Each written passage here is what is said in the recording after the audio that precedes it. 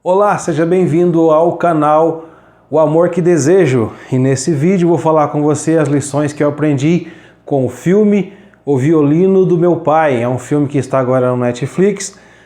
Não conheci esse filme, minha esposa ouviu falar dele e me convidou para a gente assistir junto, e eu me surpreendi com alguns fatos, com a mensagem que o filme transmite, e eu tive alguns insights e eu gostaria de compartilhar com você. Eu sou Jefferson Machado e o meu intuito nesse canal é de ajudar você a obter o amor que você deseja no seu casamento, mesmo que só você esteja buscando. É isso mesmo. E como eu disse para você, dos motivos pelo qual eu me lembrei de compartilhar é que eu me lembrei de uma pesquisa feita pelo Dr. Ron Hogue, eu não sei se fala assim, americano, e ele estuda a compreensão dos relacionamentos na Universidade de Rochester. Ele é um dos professores, ele participa do corpo docente, e ele desenvolveu uma pesquisa, um projeto em que os casais assistiam, ele convidou alguns casais para participar desse projeto. Então os casais assistiam a alguns filmes em que casais superavam, estavam trabalhando, passando por alguma crise, e que eles superavam. Então eles assistiam e depois ele passavam algumas perguntas para o casal, para eles dialogarem, para entender se aquilo estava acontecendo no casamento deles, qual foi as abordagens que o casal do filme tomou para superar aquela crise.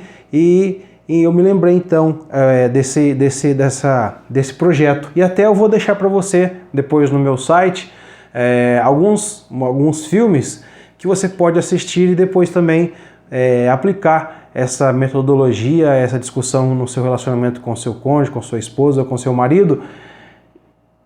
E vou deixar as perguntas para você baixar, então você assiste. Até eu pratiquei isso com minha esposa, foi muito bom. A gente conseguiu identificar alguns pontos de melhoria, alguns pontos fortes que a gente também aplica no nosso relacionamento, baseado nesse filme, O Violino do Meu Pai. Então a avaliação do filme é muito boa, ela é 4,9 aí num total de 5 estrelinhas. Então ele é muito bem avaliado no YouTube, tem muitas interações positivas, comentários a respeito do filme, em vídeos que foram comentados sobre o filme. E para ter sentido para você, é bom que você assista o filme, senão não vai fazer nenhum sentido as abordagens que eu vou aqui, as lições que eu tirei do filme. Depois que eu assisti a primeira vez, que veio os insights sobre esse tema, sobre as lições, eu assisti novamente o filme, discuti com a minha esposa o ponto de vista dela, alguns pontos de vista da minha irmã também, para ter pontos de vista diferentes. Então esse conteúdo foi bem elaborado. Talvez o flipchart não ajude muito, que eu não tenho muita prática, estou começando agora, mas o intuito é de contribuir com você no seu relacionamento, ok? Então, o filme, só para ter um resumo do filme, qual que é a história do filme? Conta a história da Özlem, que é uma menininha de 7 anos, se não me engano, juntamente com seu pai, na Turquia. O filme é um filme turco, e a Özlem, o pai dela toca violino. O filme começa eles tocando numa praça, juntamente com alguns amigos. Eles são de baixa renda e eles tocam para conseguir aí se sustentar através da música. E enquanto o pai dela e os amigos tocam, ela passa o chapéu pedindo ali para as pessoas contribuírem. E o pai dela está com uma doença, se não me engano, uma tuberculose. Ele começa a tossir, ele fuma e ele está muito mal. Ele começa a tossir, sai sangue, ele fica muito preocupado com a filha dele, que ela vai ficar sozinha porque a mãe, ela é órfã, ela mora com ele, não tem a mãe. E em um certo dia ele vê num anúncio de jornal que um violinista muito famoso vai tocar na cidade onde eles moram, e depois vai entender no filme que é o irmão dele, que eles se separaram quando eram criança. Então quando ele vai falar com o irmão no local que ele acabou de tocar com a sua orquestra, eles se encontram. Então o irmão fica muito perplexo porque há 20 e poucos anos que eles não conversavam ou mais.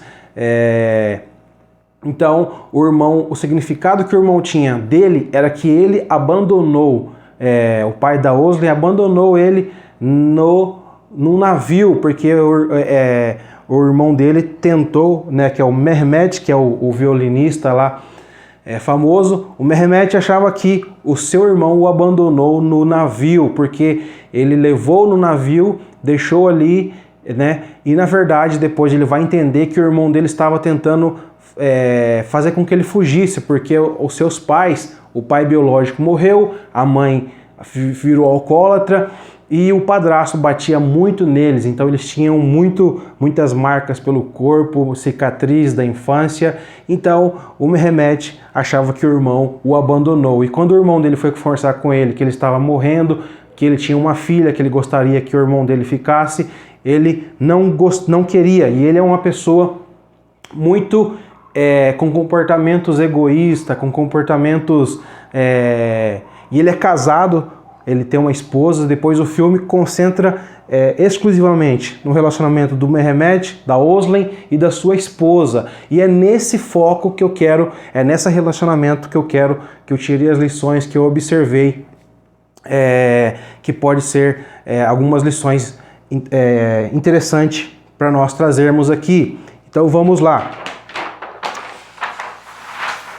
Como ele era uma pessoa muito com comportamentos grosseiros, então, pela esposa dele, ele era grosseiro com a esposa dele.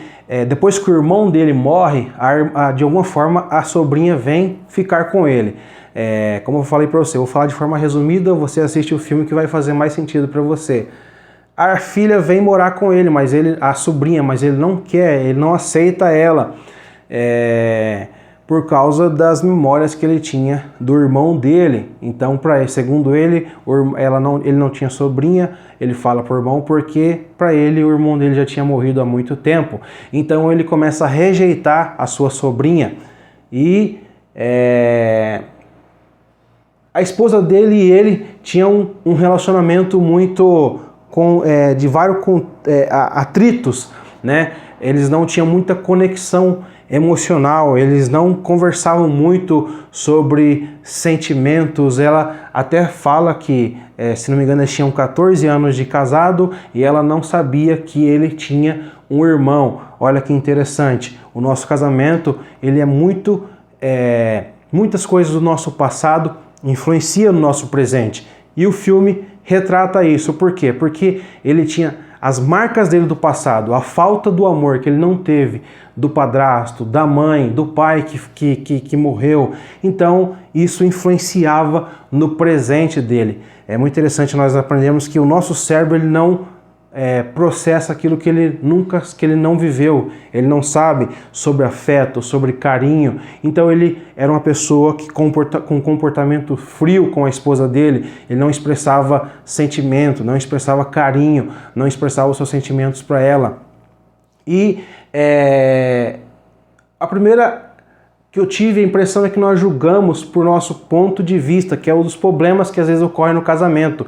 Porque quando nós, pelos comportamentos que nós temos um com o outro e que geram os atritos, a gente tem uma visão daquela pessoa que ela é grossa, que ela é egoísta, que ela é mal, que ela não me dá atenção porque não quer, porque ela não se preocupa com os meus sentimentos. E olha que interessante, no final do filme a gente vai entender que algumas ações dele, pela convivência com a sua sobrinha, por ele entender o que realmente aconteceu no passado, tudo essa situação mudou. Eles não se conheciam, como eu disse, eles já estavam há 14 anos e ela não entendia, não conhecia ele.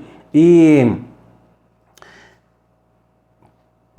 pelo comportamento dele, segundo o Dr. Harvey Hendricks, há dois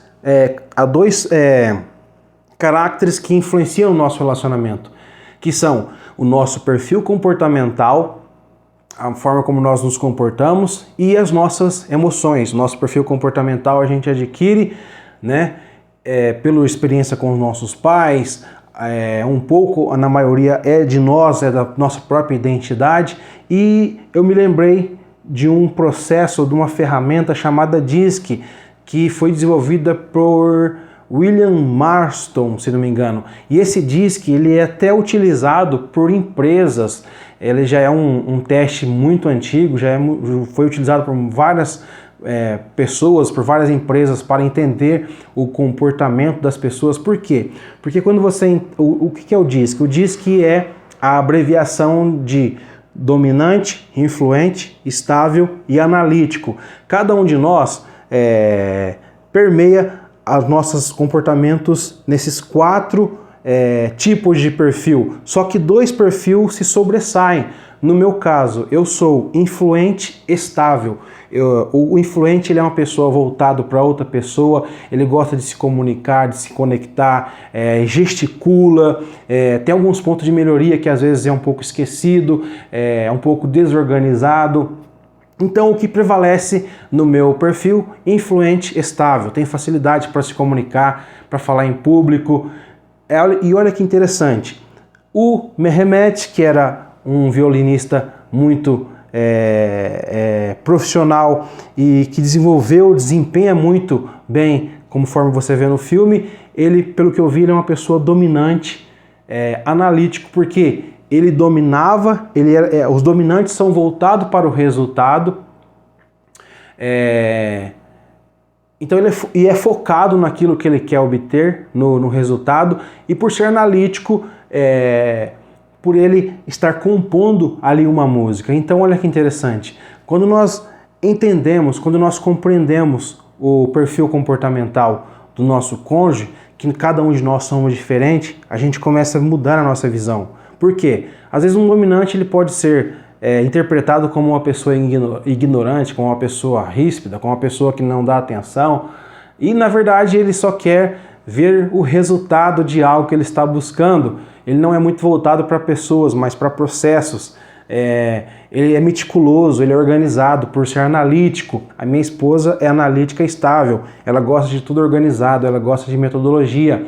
E eu já trabalhei com um casal em que o marido falava: a minha esposa ela é muito lenta, eu tenho que falar 2 ou 3 vezes a mesma coisa para ela. E quando você entende os motivadores pelo comportamento um do outro, você começa a entender o porquê ele valoriza a organização, ou porquê ele valoriza a conexão, porque ele gosta às vezes de estar com um amigo, ou porque ele gosta de tudo organizado em casa. Não é porque ele é uma pessoa chata, porque é uma pessoa que cobra demais, não, é porque aquilo para ele é importante. Quando você entende um ou outro, você muda a sua visão, então você, ao invés de criticar, você eleva aquela pessoa reconhecendo as suas características positivas e ajudando a melhorar naquelas características que podem, que às vezes é um problema ou um ponto negativo. No meu caso, às vezes eu deixo uma toalha no banheiro, no lugar que não é, minha esposa vai lá, tira e fala para mim: ó, da próxima vez se você puder fazer assim,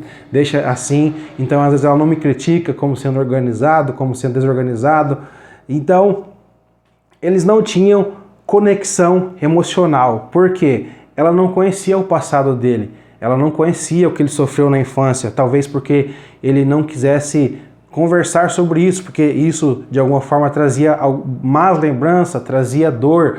E eu me lembrei do Dr. Harvey Hendricks, que ele diz no seu livro Como Obter o Amor que Deseja, que ele fala que um dos propósitos do casamento é nós curarmos algumas das nossas faltas, algumas das nossas que nós tivemos na nossa infância. Os nossos pais, ele explica que por mais atenciosos que eles podem ser, ou por mais atencioso que nós possamos ser com nossos filhos, nós ainda teremos algumas carências, nós teremos algumas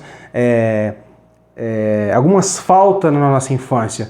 Então, a falta de amor do Mehmet lá na infância, as dores que ele sofreu de alguma forma influenciava, tanto que no filme retrata quando depois que ele encontra com o irmão, mesmo ele sendo ríspido, mesmo ele ignorando o irmão, ele chega na sua casa e começa a chorar, ele começa a lembrar de tudo que ele viveu, então ele fica muito triste. E quando nós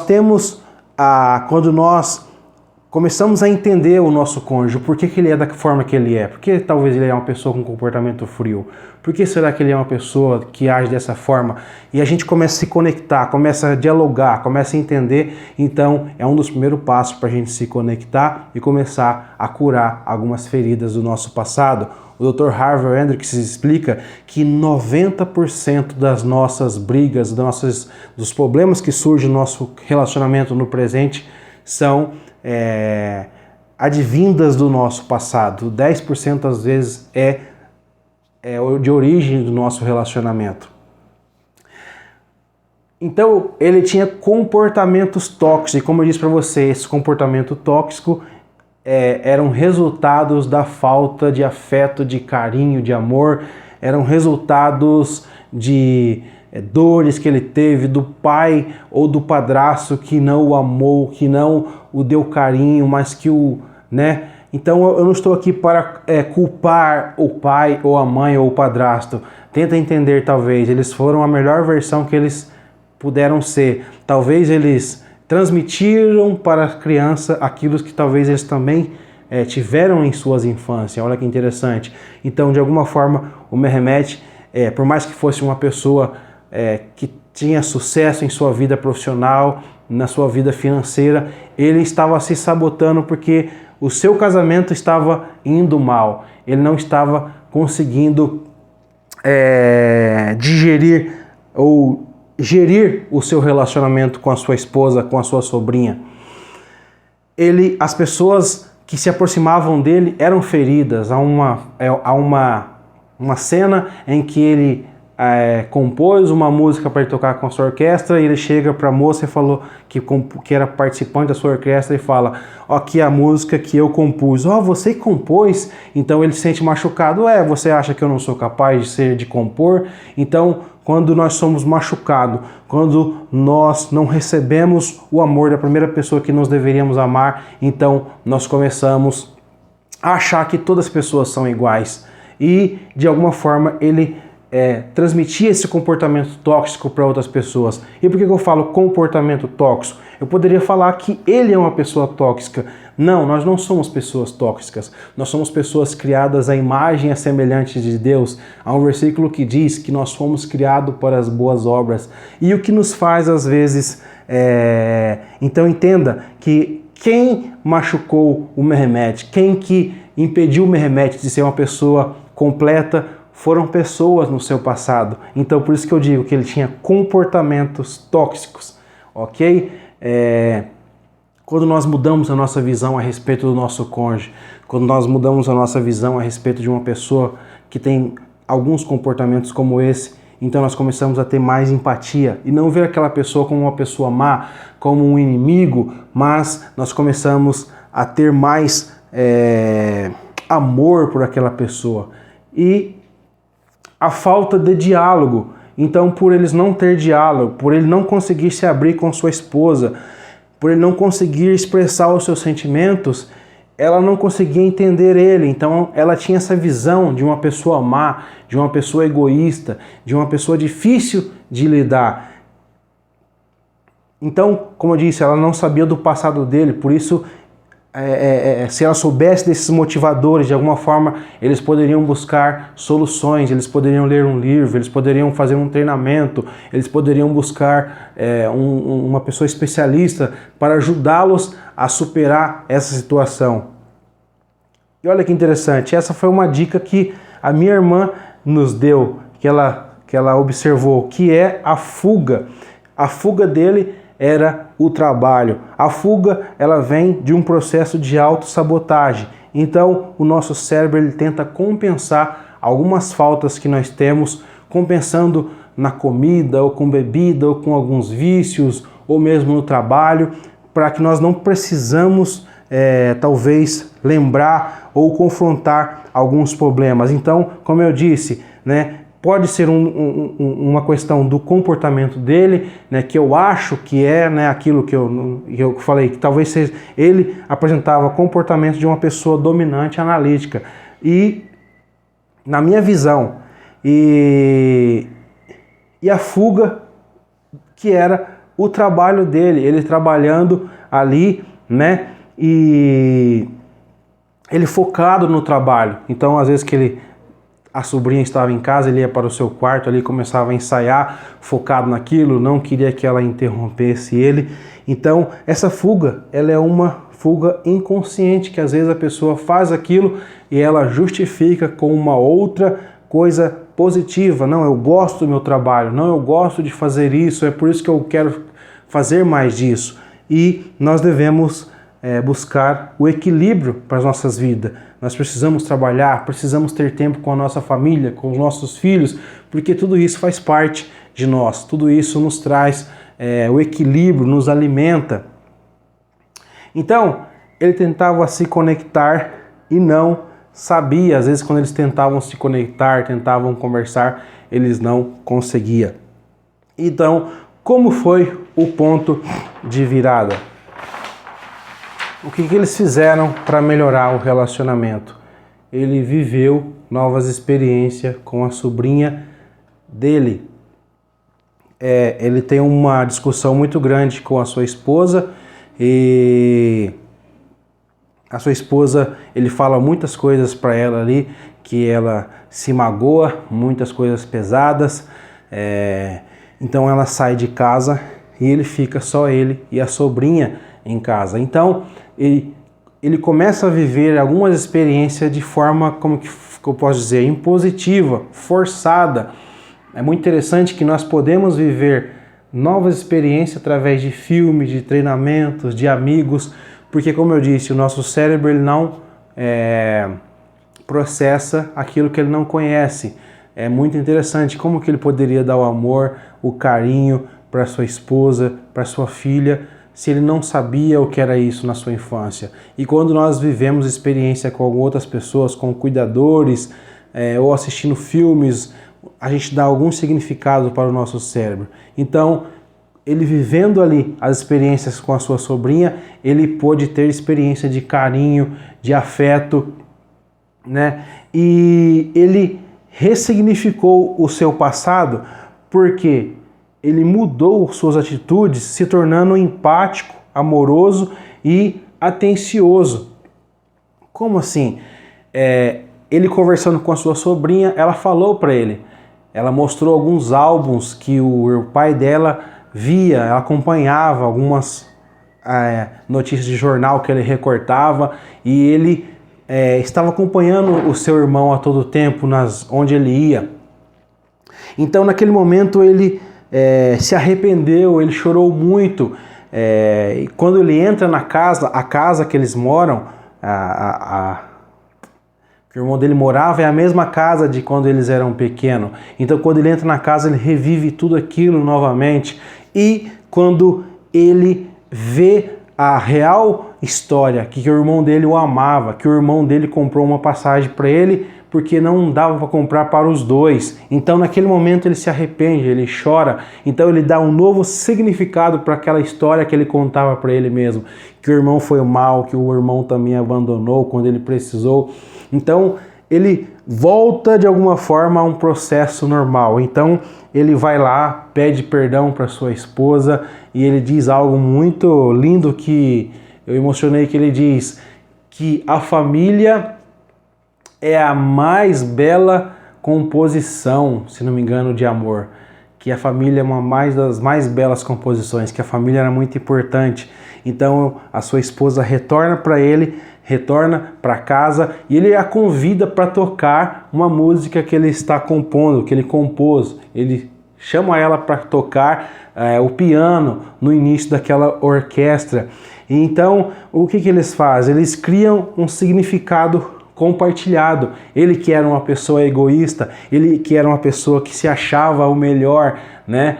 Que não compartilhava dos seus sentimentos, então ele compartilha seu sentimento, ele fala para ela e ele chama ela para tocar juntamente com ele. Olha que interessante. E agora eles se encontram conectados, ela se acha valorizada. Ele eleva a autoestima dela, né? Ele fala para ela que ela é capaz, ela se sente insegura, com medo, então ele fala, você é capaz. Então, um dos uma das lições que eu aprendi: eleve a autoestima do seu cônjuge, né? Ele pediu perdão, ele se arrependeu. Às vezes nós temos problemas, a gente surge as situações, os atritos, às vezes problemas financeiro ou dos nossos filhos que nós temos que criar. Então, todos esses estresses às vezes causa atrito, causa problemas, e a gente às vezes precisa pedir perdão. Então ele reconheceu as suas culpas, pediu perdão para ela, depois ele eleva a autoestima dela. Quando você eleva a autoestima do seu cônjuge, você reconhece o valor dele, ele se sente amado, valorizado. Ele, como diz, né, o próprio nome diz, a autoestima. Todos nós, uma das coisas que nos nutre é o amor. E como que o amor ele é transmitido, ele é comunicado? Através de ações, através de palavras, de reconhecimento, né? Quando nós reconhecemos o valor de uma pessoa, ela se sente valorizada, ela se sente, puxa, eu tenho valor, eu sou importante na vida dele ou dela. Às vezes eu faço algo que a minha esposa gosta, assisto com ela, ou às vezes converso, às vezes tiro um lixo ou lavo uma vasilha, que uma das linguagens dela do amor é tempo de qualidade, atos de serviço. Para ela significa muito. A minha linguagem é toque físico e palavra de afirmação. Então quando eu faço isso, ela reconhece na minha linguagem, ela fala na minha linguagem: muito obrigado por ter lavado a vasilha, muito obrigado por ter tirado o lixo. Aquilo para mim quando ela reconhece o que eu faço, as minhas capacidades, poxa, eu admiro a forma como você fala, eu admiro como você lida com as pessoas, o seu desejo de ajudar as pessoas, então eu me sinto amado daquela forma. Essas linguagens diz respeito às 5 linguagens do amor do Dr. Gary Chapman, no livro dele, as 5 linguagens do amor. Então, quando você eleva a autoestima do seu cônjuge, ele se sente amado, valorizado, então ele retribui isso através de ações, através do amor, da conexão. Isso gera conexão também. E num nível mais profundo, ele é capaz de curar as emoções, é capaz de curar algumas faltas que nós tivemos no passado, né? Então, quando nós aprendemos a nos conectar, nós descobrindo o perfil comportamental e as emoções do nosso cônjuge.